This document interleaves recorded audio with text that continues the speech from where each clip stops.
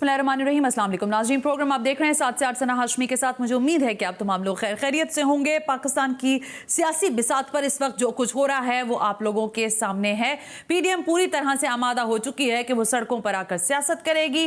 उधर आज जब वज़ीर आज़म ने खिताब किया है लॉयर्स फोरम से तो उन्होंने भी बड़ी बातें की हैं, वो भी आपके साथ हम जरूर शेयर करेंगे। लेकिन प्राइम मिनिस्टर ने एक मरतबा फिर इंदिया दिया कि एनआरओ मिलने वाला नहीं है, वो चाहे पाकिस्तान पीपल्स पार्टी हो या फिर मुस्लिम लीग नवाज। यहां तक कहा आज प्राइम मिनिस्टर ने कि सारे डाकू पीडीएम के प्लेटफॉर्म पर इकट्ठा हो गए हैं और खामनाए से किसी को मिलाया जा रहा है और दीगर और लोगों से मिलाया जा रहा है, अपने सियासतदानों को जिन्होंने पाकिस्तान को लूटा खसूटा और अब मुल्क से बाहर जाकर बैठ गए हैं। इसी सब के साथ आज हमने देखा कि बिलावल भुट्टो जरदारी साहब ने भी एक प्रेसर का इनेकाद रखा था यहां पर और उसमें उन्होंने इंदिया दिया कि 18 अक्टूबर का जो जलसा होगा वो तारीख साज जलसा होगा।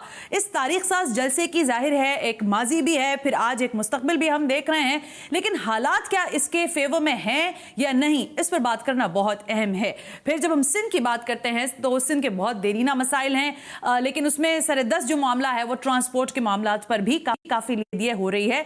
ग्रीन लाइन बस मंसूबा न जाने बनेगा या नहीं बनेगा, और अगर बनेगा तो कैसे बनेगा, वफाक किस हद तक अब ऑन बोर्ड है, सिंध हुकूमत किस हद तक ऑन बोर्ड है, शायद ये अहम तरीन नुकात है। लेकिन इसने क्या कुछ कहा है, जरा पहले वो सुनिए।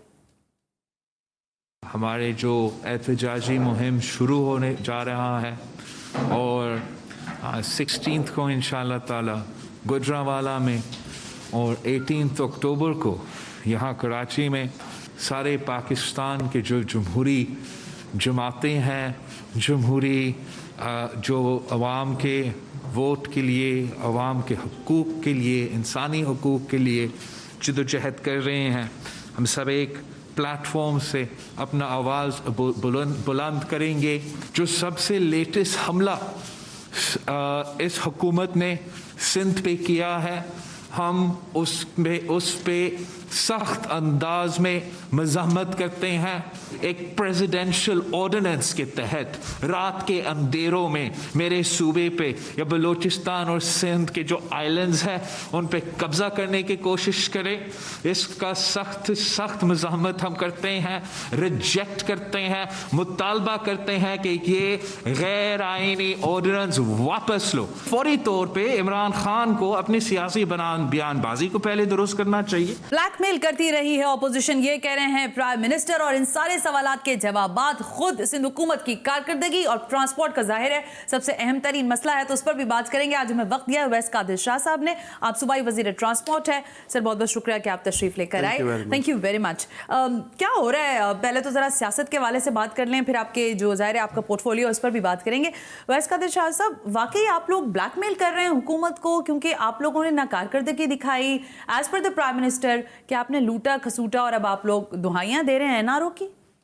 बिस्मिल्लाहिर्रहमानिर्रहीम। देखें जी, सबसे पहले तो अगर वज़ीर आज़म पाकिस्तान की आप स्पीच सुन लें तो उसमें सीरियसनेस तो मुझे कहीं नज़र नहीं आ रही। अच्छा, कि वज़ीर आज़म पाकिस्तान ख़ुद बार बार क्यों इदारों को पॉलिटिक्स में घसीट रहे हैं, क्यों सियासत में इदारों को ला रहे हैं।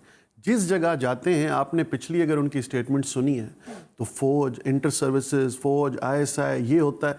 देखिए, प्राइम मिनिस्टर ऑफ पाकिस्तान है, उनके लिए ये मुल्क सबसे बड़े अहम होना चाहिए, यहाँ के जो इश्यूज़ हैं वो अहम होने चाहिए। सारे इश्यूज़ ख़त्म हो गए, मदीने की रियासत कायम हो गई, अब आटा जो है वो 10 रुपए किलो हो गया, चीनी 5 रुपए किलो हो गई, दवाइयाँ जो हैं वो सब्सिडी पे देना इन्होंने शुरू कर दी, और इतने जो बिलियन ट्री और दूसरे मंसूबे लाए वो इम्प्लीमेंट हो गए, उनके रिजल्ट्स आ गए। अब ये सब चीज़ों से बाहर निकल के 2 साल में सिर्फ एनआरओ और एनआरओ। मुझे मांग रहे हैं ना, वो क्या करें? देखिए, मैं तो ये कह रहा हूँ कि एनआरओ इनको खुद को चाहिए, अब इनका वक्त आ गया है, अब इनको खुद को चाहिए। हमने कब मांगा एनआरओ, किसने मांगा एनआरओ इनसे? वो कह रहे हैं आपने फैटफ के मामले के ऊपर कौन सा फैटफ का मामला? हमने तो ये कहा था कि सिर्फ हमें बोलने दिया जाए। क्या आप पार्लियामेंट में जाएंगे, नेशनल असेंबली में, क्या बोलना जुर्म है? नेशनल असेंबली में अगर जो यहाँ से अवामी मैंडेट लेके कोई जाता है, लीडर अपोजिशन को बोलने नहीं दिया गया, वहां पे दूसरे पार्लियामानी लीडरान है पाकिस्तान की बड़ी पार्टीज के, उनको बोलने नहीं दिया गया। अगर कोई बोलना चाहता है, देखिए, मुल्क की बका के लिए, इस मुल्क की हिफाजत के लिए जितने भी पॉलिटिकल पार्टीज थी उनको बुलाया गया, ठीक है, वो मिले जाके उन्होंने मीटिंग की, क्योंकि सबसे पहले पाकिस्तान, ये सबसे पहले पाकिस्तान, ये मेरे चेयरमैन बिलावल भुट्टो जरदारी ने वाज़ेह कर दिया है इमरान खान हमें पसंद नहीं, हमारी सियासत उनके साथ कुछ भी है, इश्यूज हैं, वो इस मुल्क का उन्होंने जो अशर कर दिया। लेकिन जब कोरोना आया तो पहले मेरे चेयरमैन ने ये कहा था कि मैं इस वक्त इमरान खान के साथ खड़ा हूं क्योंकि ये मेरे मुल्क का मसला है। देखिए उन्होंने जो कहा वो उस पर कायम रहे। अब अगर ये कह रहे हैं एनआरओ देखें इन 2 सालों में सिवाय चोर पकड़ लिए, चोर ये चोर, सब पे इल्जाम तराशियां। और एक और बात इन 2 सालों में पूरे मुल्क ने विटनेस की होगी कि कभी भी सियासत में किसी के साथ मिसबिहेव नहीं किया गया। गालम गलोच की सियासत, धौंस की सियासत, धमकियों की सियासत, ये पाकिस्तान की पॉलिटिकल पार्टीज का माजी में कोई ऐसा आपको प्रेसिडेंट नहीं मिलते जिन तरह इनके वज़रा आके बैशिंग करते हैं यहाँ पे, या मुख्तलिफ जगहों पे ये बातें करते हैं।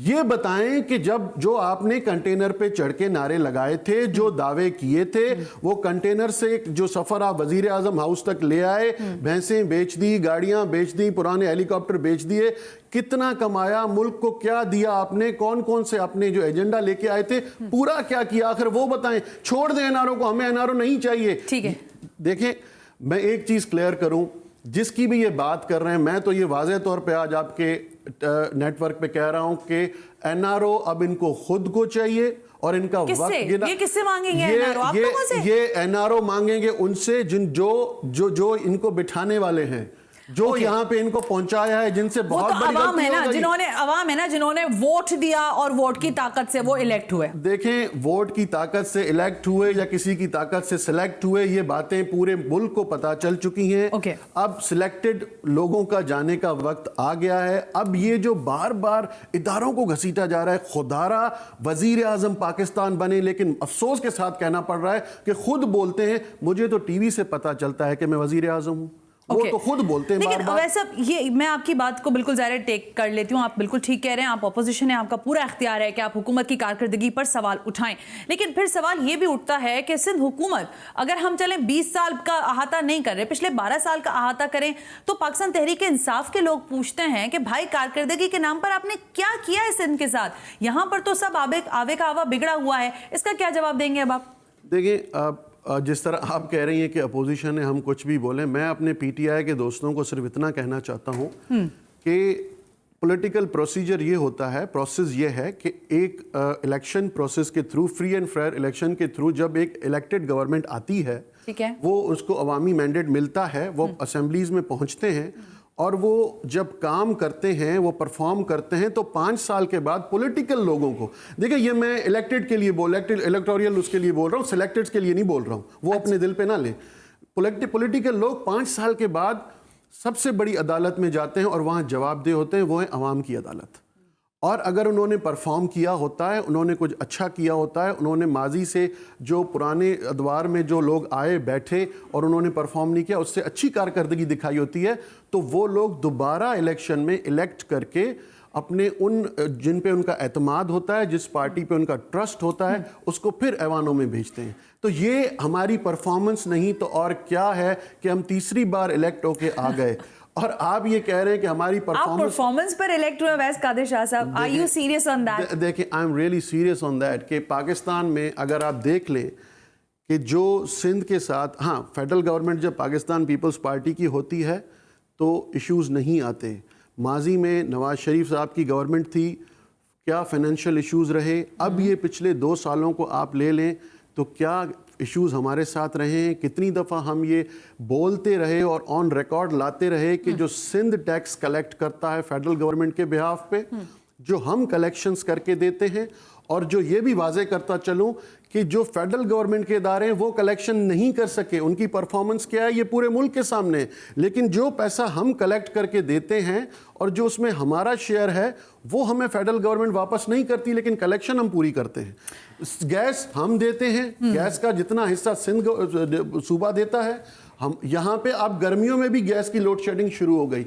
देखिए ऐसी में बहुत सी चीज़ें गिनवा सकता हूं यहाँ पे। आप कह रहे हैं वैस कादिर शाह साहब कि आपको तीसरी बार इलेक्ट आपके परफॉर्मेंस पर किया गया है? मैं ये कह रहा हूँ। चलिए मैं आपके इस जवाब को भी रख लेती हूँ। अब जरा आगे चलते हैं। आप खुद इस वक्त जमानत पर हैं, शर्जील इनाम मेमन साहब भी जमानत पर हैं। क्या करप्शन हुई है, क्या अंदर गड़बड़ घोटाला रहा है जिसके बायस ये सूरत हाल है? फिर आप लोग ये भी कह रहे हैं, सिंध हुकूमत की मैं बिलखुसूस बात कर रही हूँ, बड़े वसूख से कह सकते हैं ये सवाल कि कहा जा रहा है कि ब्यूरोक्रेसी जो है वो अब हमें काम नहीं करने दे रही है और खुद भी नहीं कर रही है, उसने भी हाथ रोक लिए हैं। तो पहले तो मुझे ये बताएं कि आपके ऊपर क्या चार्जेस हैं, आपने क्या किया है? देखिए, यहाँ पे एक इदारा बनाया गया है जिसको कहते हैं नेब। नैब, ठीक है, नेब, अब उसको जो भी नाम ले लें, ठीक है।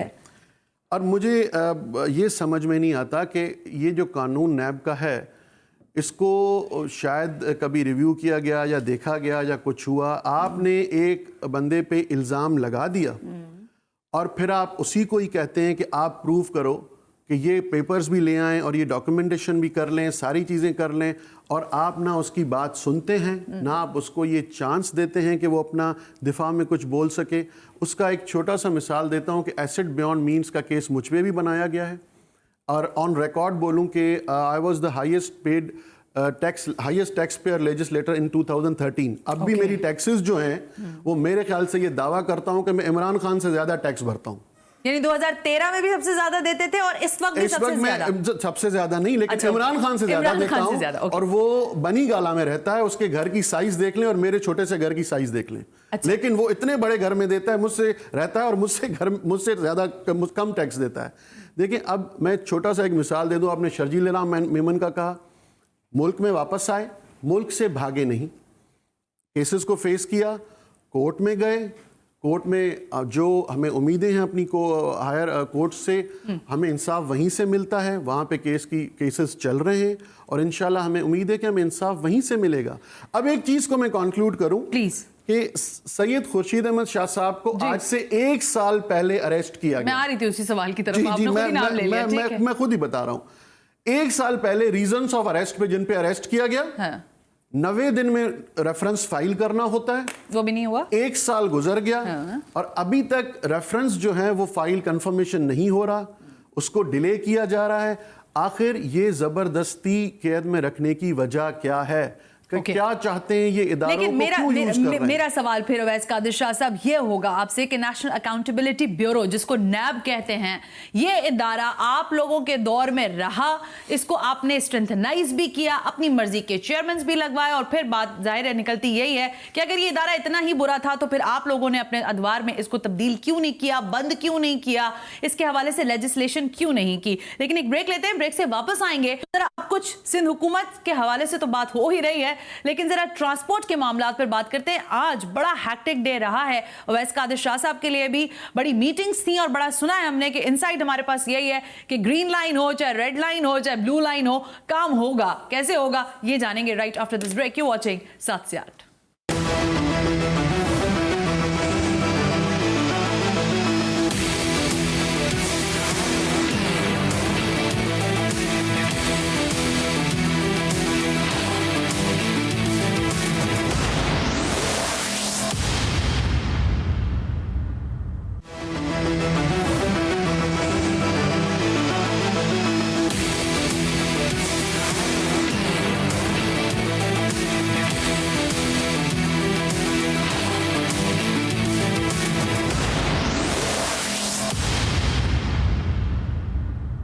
वेलकम बैक नाजरीन, हम ब्रेक पर थे और ब्रेक पे जाने से पहले हमारे साथ मौजूद थे अवैस कादिर शाह साहब, इस वक्त भी मौजूद हैं, सूबाई वज़ीर ट्रांसपोर्ट हैं। मैंने कहा कि ब्रेक से वापस आकर ज़रा पॉलिटिकल तो बहुत सारी चीज़ें हैं जिस पर हम बात करें और आगे भी करेंगे, लेकिन ज़रा सिंध सरकार सिंध के लोगों को, कराची के लोगों को सस्ती सवारी, पब्लिक ट्रांसपोर्ट कब देगी भी या नहीं? अवैस कादिर शाह साहब देखिए जी, बिल्कुल ये बात, आपका क्वेश्चन बहुत अच्छा है। और 12 सालों में जो यहाँ पे ट्रांसपोर्ट सेक्टर में काम होना चाहिए था वो वाकई नहीं हो सका। ठीक है, इस बात से मैं, ये बहुत अच्छी बात है कि आप एडमिट कर रहे हैं। बिल्कुल, देखिए इस बात से मैं बिल्कुल बरीज़िम्मा नहीं हूँ, क्योंकि इस वक्त ये पोर्टफोलियो मेरे पास है और 2 साल से जब से मैं इस पोर्टफोलियो में आया तो मुझे जो प्रोजेक्ट्स नज़र आए, जो मैंने जिन चीज़ों को टेकअप किया, वो सबसे पहले वो प्रोजेक्ट्स जो हम जल्दी ऑन ग्राउंड ला सकते हैं। आज का ये दिन समझ लीजिए कि मैं बड़े उससे कह रहा हूँ कि आज न्यूज़पेपर्स में कराची के लिए जो बल्कि मैं ये समझ लीजिए कि दुनिया का वाहिद मुनफरद एक मंसूबा जो मेरे शहर कराची में स्टार्ट होने जा रहा है, उसका आज हमने इनिशियल फेज़ को स्टार्ट कर दिया और उसके जो टेंडरिंग प्रोसीजर है वो आज न्यूज़पेपर्स में आ गए। और ये 35 बिलियन रुपीस का से स्टार्ट इसके 2 फेजेस होंगे, जिसको रेड लाइन कहते हैं, जो एशियन डेवलपमेंट बैंक और सिंध गवर्नमेंट मिलके बना रहे हैं। और आज हम इसके अल्हम्दुलिल्लाह इस जो स्टार्टिंग है, जिसको प्रोक्योरमेंट फेज़ कहते हैं, उसको हमने स्टार्ट कर दिया है। और इंशाल्लाह इसकी ग्राउंड ब्रेकिंग जो है, ज़रूर इसमें कुछ टेक्निकल चीज़ें होती हैं जिसमें 2-3 महीने लग जाएंगे। और ये दुनिया की वाहिद BRT सर्विस होगी जो सब्सिडाइज नहीं होगी, जो सिंध गवर्नमेंट पे बर्डन नहीं डालेगी, क्योंकि इसका जो मोड ऑफ फ्यूल है, इसलिए मैंने कहा कि ये मुनफरद प्रोजेक्ट है दुनिया का, जो मेरे शहर कराची में इंशाल्लाह इसकी अगले साल वो के वेस्ट से कर रहे हैं उसकी जी, हम इस ये जो एनिमल डंक है उसमें हम बायोगैस का जो प्लांट लगेगा उसमें इससे हम मीथेन गैस को जनरेट करेंगे और वो फ्यूल देंगे हम बसेस को। बसेस होंगी CNG हाइब्रिड, तो वो हाइब्रिड फ्यूल्स को सस्ते से सस्ता फ्यूल, जिसमें जो मोड ऑफ ट्रांसपोर्टेशन बहुत चीप रहेगा। ये इस पे मैं आपको डिटेल्स भी हम देते रहें बार बार, और मैं आगे भी इसको बताऊंगा। इंशाल्लाह हम अगले साल के फर्स्ट या सेकंड मंथ में इसका, जिस तरह इनकी एशियन डेवलपमेंट बैंक की स्क्रूटनाइजेशन पूरी हो जाती है, तो उसकी ग्राउंड ब्रेकिंग में चले जाएंगे इंशाल्लाह। और आज ये खुशखबरी मैं इसलिए आपके चैनल के तवज्जुह से दे रहा हूँ कि आज ही न्यूज़पेपर में, सारे लीडिंग न्यूज़पेपर्स में इसके ऐड आ चुके हैं। ओके, वैसे कादिर शाह साहब, मैं आपकी बात को बहुत, बल्कि मैं अप्रिशिएट करती हूँ इस चीज़ को कि एटलीस्ट आप लोग इन सारी चीज़ों को समझते हैं और उनको बेहतर करने की कोशिश भी कर रहे हैं। लेकिन बहुत सारे मंसूबों के नाम रखे गए, ग्रीन लाइन, फिर वो रेड लाइन का तो आपने अभी मुझे बता दिया, लेकिन ब्लू भी है, पर्पल भी है, येलो भी है। लोग ये सवाल, लोगों ने हम तक पहुंचाया भी कि आप ये पूछ लें कि इसके लिए बसेस की ज़रूरत होगी, वो कहाँ से आएंगी, इसके लिए रूट तय करना होगा, क्या उसके ऊपर काम हो चुका है, और अगर ये सब हो चुका है तो फिर इसकी डेवलपमेंट में क्या इश्यूज आ रहे हैं जो अभी तक ये ऑपरेटिव नहीं है। अच्छा देखिए, ये आपने जो क्वेश्चन किया, ये थोड़ा शायद मेरे भाई बहन इसको समझ नहीं सकते। मैं बार बार ये कहता, ग्रीन लाइन का तो टोटल एक आप डिफरेंट चीज़ है। अच्छा। उसमें मैं आखिर में आता हूँ। जो ये डिफरेंट कलर्स आपने बताए, ये जायका ने स्टडी की थी 2012-16 में, और उसमें ये कराची मास ट्रांजिट प्लान बनाया गया था, जिसमें सर्कुलर रेलवे भी उसमें अंदर है, सर्कुलर रेलवे भी इंक्लूडेड है। और ये सारी लाइंस हैं जो हमने मतलब कराची में जो भी ट्रैवलर जिस डेस्टिनेशन पे जाना चाहता है, तो ये सारी लाइंस भी उसको आखिर में एक जगह आके टावर पे इंटीग्रेटेड होती हैं। इनके सारे जो रूट्स आते हैं वो एक जगह इंटीग्रेटेड सारी, इसको जहां जाना हो वहां से शिफ्ट हो सकता है। ठीक है। और सर्कुलर रेलवे को भी ये फीड करेंगी, उसको भी ये हेल्प करती हैं। सर्कुलर रेलवे भी इसमें है, लेकिन अब सर्कुलर रेलवे का मसला कुछ और है, उस पर बाद में आते हैं। येलो लाइन, जिस तरह मैंने रेड लाइन का भी बताया, येलो लाइन वर्ल्ड बैंक और सिंध गवर्नमेंट मिलके बना रहे हैं। और इंशाल्लाह क्योंकि देखें अभी ये जो हालिया इतनी बारिशें हुई थी, उसमें ये बात सामने आई कि जहाँ ग्रीन लाइन बनी है सुरजानी टाउन तक, वहाँ पे उन्होंने किसी को बताया नहीं, म्यूनसिपल कॉरपोरेशंस को ऑन बोर्ड नहीं लिया, ट्रांसपोर्ट डिपार्टमेंट को ऑन बोर्ड नहीं लिया, उन्होंने फेडरल गवर्नमेंट ने स्ट्रक्चर बना दिया, तो वो एक क्योटिक सिचुएशन बन गई। पानी वहाँ से ड्रेन आउट हो ही नहीं रहा था।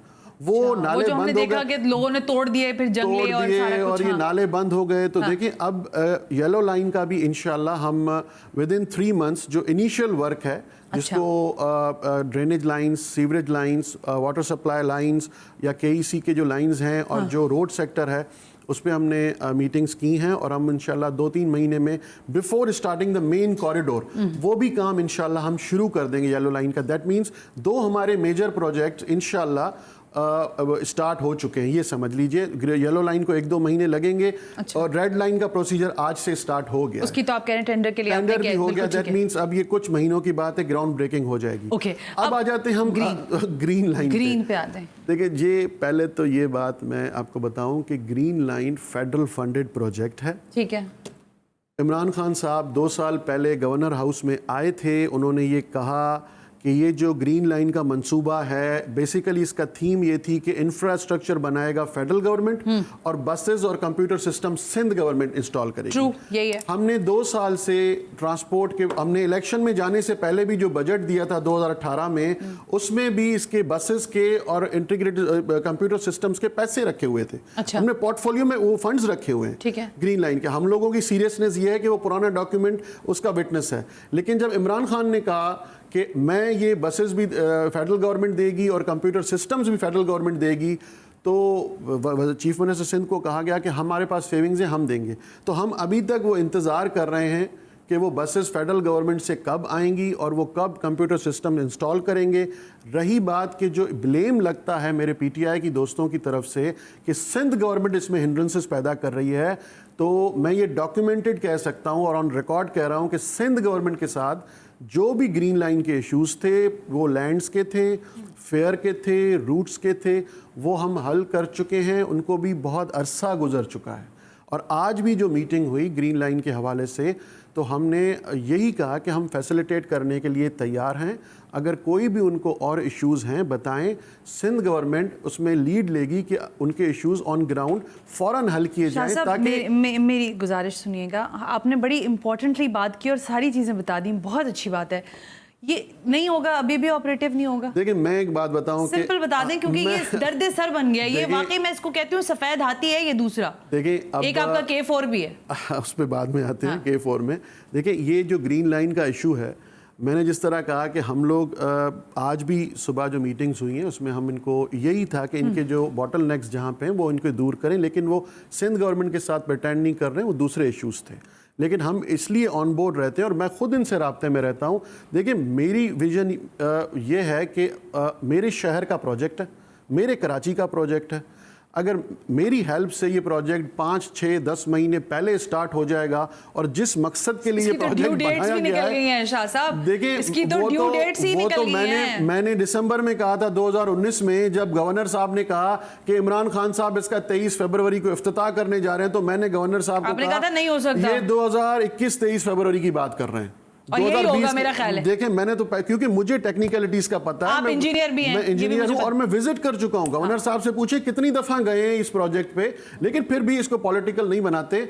मैं आज भी ऑफर कर रहा हूं कि अगर ग्रीन लाइन का कोई इशू है जो सिंध गवर्नमेंट की तरफ से हल होना है, तो हम हाजिर हैं, क्योंकि प्रोजेक्ट मेरे शहर का है, मेरे लोगों का है। जितना जल्दी हो सके ये प्रोजेक्ट स्टार्ट हो और मैं इसमें हेल्प करने को तैयार हूं। बहुत बहुत शुक्रिया वैस कादिर शाह साहब। इस मसले को कम से कम हम यहां तक तो ले आए कि आप कह रहे हैं कि ये 2021 मार्च में बहरहाल शायद ऑपरेटिव हो जाए। इस पर मैं भी अभी कोई कमेंट नहीं कर सकती जब तक ये चलना ना शुरू हो जाए। लेकिन एक आप लोगों की एक और बड़ी अच्छी सर्विस थी, पीपल्स बस सर्विस, वो आजकल बंद है। उसका जवाब दीजिएगा मुझे, लेकिन इस ब्रेक के बाद। प्रोग्राम आप देख रहे हैं 7 से 8।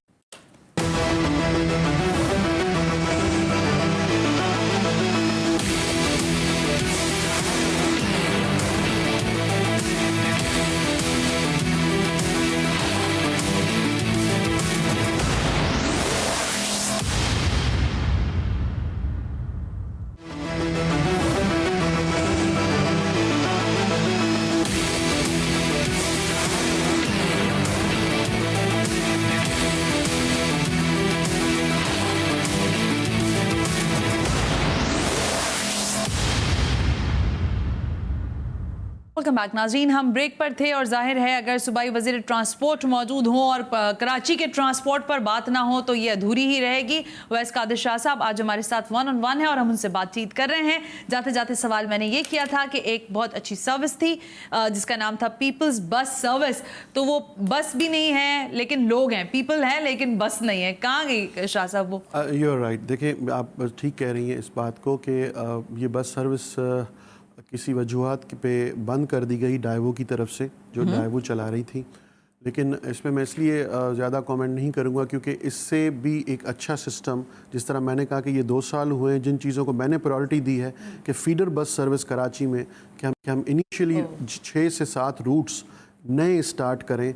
तो पिछले 10 महीने से हम इस पे काम कर रहे थे, कंसल्टेंट्स ने बहुत मेहनत की है और जब अब हमारा प्रोजेक्ट फाइनल हो गया है तो हमने एक समरी फ़ंड्स के लिए सीएम साहब के पास भेजी है और उम्मीद है कि बहुत जल्दी हमें फ़ंड्स रिलीज़ हो जाएंगे और हम उसकी भी टेंडरिंग प्रोसीजर में चले जाएंगे, जिसमें हम 250 बसेस मंगा रहे हैं। इनिशियल अपने फ़ंड से सिंध गवर्नमेंट अप फ्रंट खुद ला रही है और ऑपरेटर्स पब्लिक प्राइवेट पार्टनरशिप पे हायर करेंगे, जिसका जो प्रोजेक्ट्स देखें डेट्स दी जाती हैं। मैंने बिल्कुल ये बात एक्सेप्ट की, प्रोजेक्ट्स किसी वजूहात पे, कभी कंपनी के फाइनेंशियल कंस्ट्रेंट होते हैं, कभी दूसरे मामलात आ जाते हैं।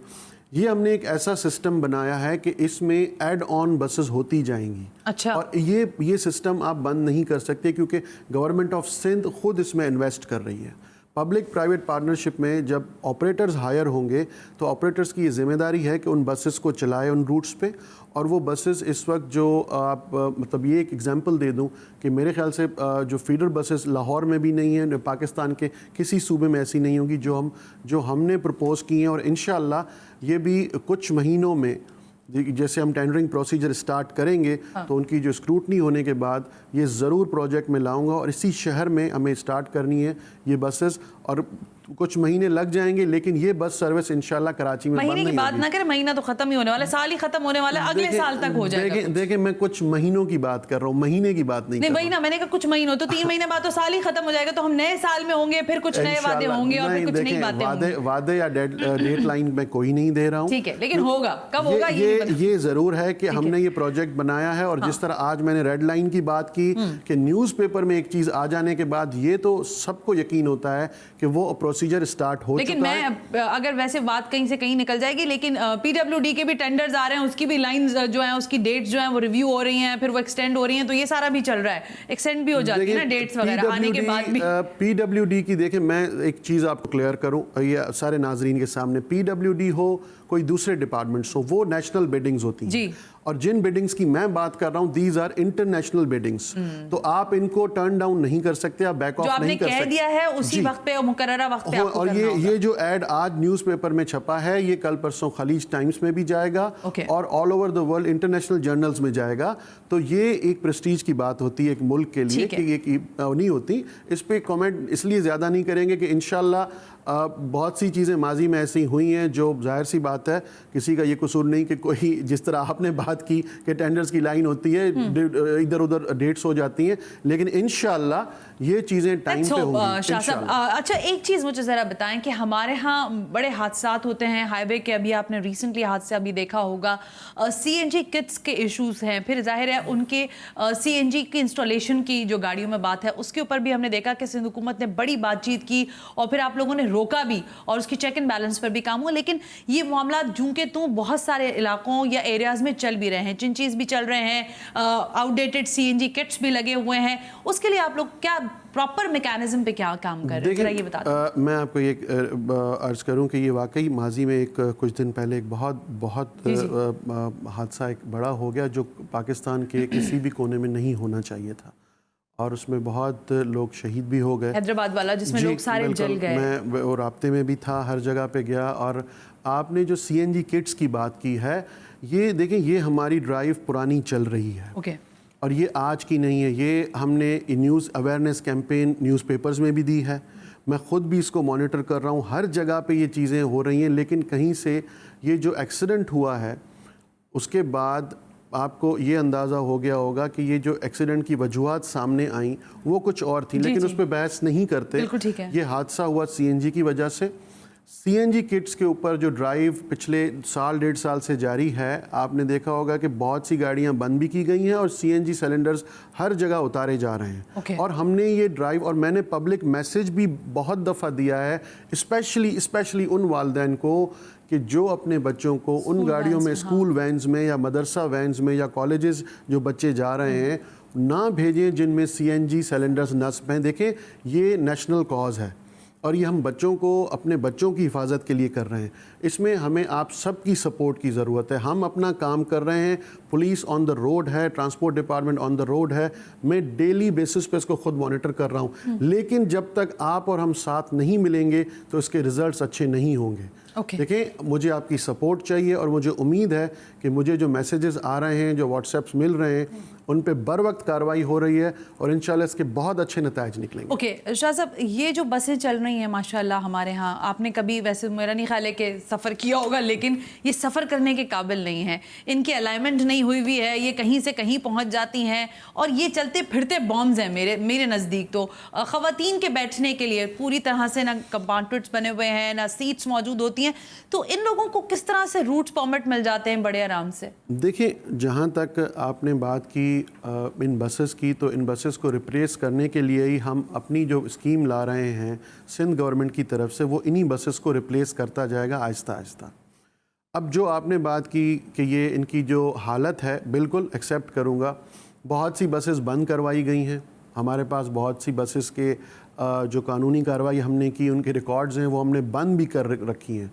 अब कहीं ना कहीं से कोई बस आती है, जहाँ पे हमें पता चलता है, जहाँ पे हमें ख़बर मिलती है, हम कोशिश करते हैं कि ऐसी बस को कि जिसकी वाकई हालत ज़ार ख़राब हो तो उसको रोक के उसको कॉन्फिस्केट किया जाए और जो कानूनी कार्रवाई होती हो रहा है। बिल्कुल हो रहा है। लेकिन देखिए, अब कराची बहुत बड़ा शहर है और जहाँ जहाँ से हमें न्यूज़ मिलती है, पुलिस ने अभी भी मेरे पास ये मैसेजेस आ रहे हैं कि जहाँ जहाँ कार्रवाई हो रही है कि कितनी जगह कहाँ गाड़ियाँ रोकी गई, कितने सिलेंडर्स उतारे गए, कितनी कोचेस के खिलाफ कानूनी कार्रवाई हुई, ये खुद मॉनिटर कर रहे हैं। देखिए, ये चीज़ें आहिस्ता आहिस्ता चल के ठीक होंगी। मैंने पहले भी कहा था कि ट्रांसपोर्ट डिपार्टमेंट में, ट्रांसपोर्ट सेक्टर में बहुत काम होने हैं और इंशाल्लाह हमारी गवर्नमेंट करेगी, हम ही करेंगे।